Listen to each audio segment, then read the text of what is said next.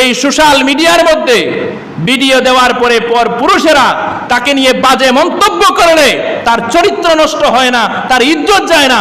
কিন্তু ওয়াজের মঞ্চে যদি কেউ নিষেধ করে যে সোশ্যাল মিডিয়ার মধ্যে এইরকম ভাবে ভিডিও ছেড়ো না, এইরকম ভাবে ছবি আপলোড করো না, তখন তার ইজ্জত চলে যায়, তখন ইজ্জত চলে যায়। কেউ ওয়াজ করে যদি সতর্ক করে তখন তার ইজ্জত চলে যায়। কিন্তু সোশ্যাল মিডিয়ায় তার হাতের ছবি, তার পায়ের ছবি, তার মাস্ক লাগানো ছবি, তার নাচে গানের ছবি যখন আপলোড করে ফেসবুকের মধ্যেই, টিকটকের মধ্যে, বিভিন্ন সোশ্যাল মিডিয়ার মধ্যে, পুরুষেরা বাজে মন্তব্য করলে তার ইজ্জত যায় না, বরং আরো লাভ রিয়েক্ট দিয়ে বলে থ্যাংক ইউ সো মাচ, অনেক অনেক ধন্যবাদ আমার সৌন্দর্যের প্রশংসা করার কারণে।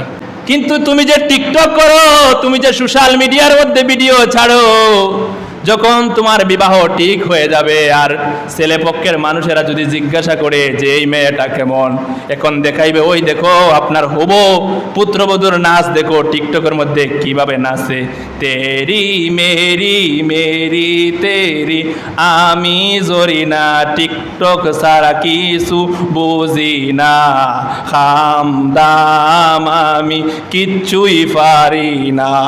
তো দেখানির পরে খুব ভালো পরিবারের মধ্যে বিবাহ হইবে। এই যে যারা টিকটক করে, টিকটক করা কিন্তু তার মধ্যে এমনি এমনি আসে নাই। সে যখন স্কুলে যায় বা কলেজে যায়, যাওয়ার পরে তার বন্ধু তার বান্ধবী তারে গল্প দেয়, তার বন্ধু তার বান্ধবী তার কাছে গল্প করে, দেখ আমার 1 মাসে 10,000 ফলোয়ার হয়ে গেছে, এই দেখ আমার 15,000 ফলোয়ার হয়ে গেছে, এই দেখ আমার ভিডিওর মধ্যে শত শত লাইক আসে, শত শত কমেন্ট আসে, দেখ। এখন তার মধ্যেও এইরকম অনুপ্রেরণা জাগছে যে বন্ধু যদি এইরকম টিকটক কইরা সোশ্যাল মিডিয়ার মধ্যে ভিডিও ছাড়িয়া যদি এইরকম ফলোয়ার বানাইতে পারে তাহলে তো আমারও আসবে। এখন সেও ধীরে ধীরে এইরকম বানাইতে থাকে, বানাইতে বানাইতে শেষ পর্যন্ত হয় টিকটকের নায়ক হয়, আর না হলে টিকটকের নায়িকা হয়।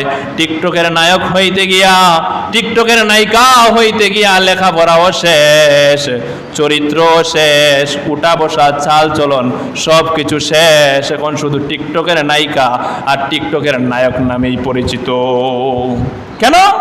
ওই বন্ধুত্বের কারণে। এটা তার মধ্যে ছিল না যে টিকটক বানালো, তার মধ্যে ছিল না সোশ্যাল মিডিয়ায় ভিডিও দেওয়া, কিন্তু ওই বন্ধুত্বরে দেখছে, বন্ধুরে দেখছে বন্ধু এরকম করে, ওই বন্ধুত্বের কাছ থেকে শিখছে। এই যে যারা সোশ্যাল মিডিয়ার জন্য ভিডিও বানায়, এখন হয়তোবা তুমি বুঝতেছো না, সবাই তোমারে লাইক করে, তোমারে কমেন্ট করে, কিন্তু এমন একটা সময় আসতে পারে এই টিকটকের কারণে তোমার জীবনটা ধ্বংস হয়ে যাবে। এই যে আপনারা দেখলেন না, গত সপ্তাহের মধ্যে দামরাই উপজেলার মধ্যে একটা ভিডিও ভাইরাল হয়েছে, টিকটকের ভিডিও। এক মেয়ের বিবাহ ঠিক হয়েছিল, ঠিক হওয়ার পরে হঠাৎ করে তার টিকটকের ভিডিও ভাইরাল হয়ে গেছে। ভাইরাল হয়ে যাওয়ার পরে তার যে হবু শ্বশুর আছে, এটা শ্বশুরের চোখের মধ্যে পড়ে গেছে। এখন হবু শ্বশুর কি করছে? বিবাহ ভেঙে দিয়েছে। এখন মেয়ের বাবা ছেলের বাবারে ফোন দিয়ে হুমকি দেয়, আমি তোমার বিরুদ্ধে মামলা করব, কেন তুমি বিবাহ বন্ধ করে দিলা? ছেলের বাবা বলতেছে, আমার উপরে শুধু মামলা নয়, আমাকে যদি ফাঁসির দড়িতেও ঝুলাও তারপরেও আমি যাত্রাপালার মঞ্চের মেয়েকে কখনোই আমার পুত্রবধূ বানাবো না। কিন্তু এই মেয়ে বুঝে নাই যে হঠাৎ করে তার নাচের ভিডিও বিবাহের সময় ভাইরাল হয়ে যাবে। সে বুঝে নাই যে তার এই নাচের কারণে, এই টিকটকের ভিডিওর কারণে তার বিবাহ নষ্ট হয়ে যাবে, শেষ হয়ে যাবে। এটা কিন্তু সে বুঝে নাই। আবেগে প্রথম টিকটক বানাইছে, কিন্তু এখন জীবন শেষ, সারা দেশে ভাইরাল হয়ে গেছে, সে একটা চরিত্রহীন মহিলা।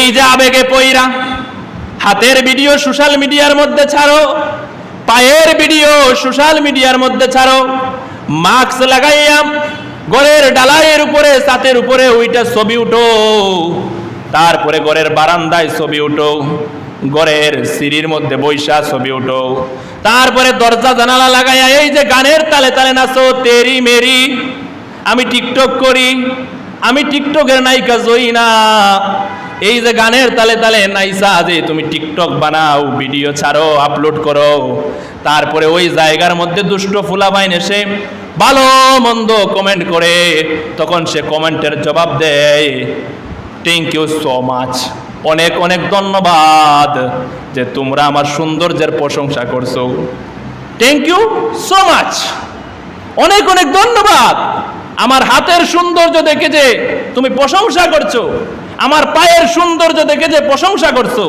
আমার মাস্ক লাগানো ছবি দেখে যে আমার প্রশংসা করছো, আমার কাপড় দেখে, আমার শাড়ি দেখে আমার যে প্রশংসা করছো, থ্যাংক ইউ সো মাচ, অনেক অনেক ধন্যবাদ।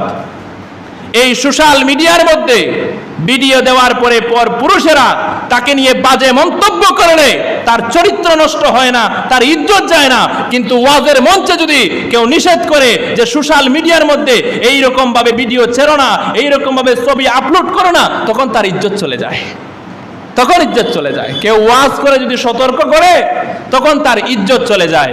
কিন্তু সোশ্যাল মিডিয়ায় তার হাতের ছবি, তার পায়ের ছবি, তার মাস্ক লাগানো ছবি, তার নাচে গানের ছবি যখন আপলোড করে ফেসবুকের মধ্যেই, টিকটকের মধ্যে, বিভিন্ন সোশ্যাল মিডিয়ার মধ্যে, পর পুরুষেরা বাজে মন্তব্য করলে তার ইজ্জত যায় না, বরং তারা লাভ রিয়েক্ট দিয়ে বলে থ্যাংক ইউ সো মাচ, অনেক অনেক ধন্যবাদ আমার সৌন্দর্যের প্রশংসা করার কারণে, এখন তার ইজ্জত যায় না।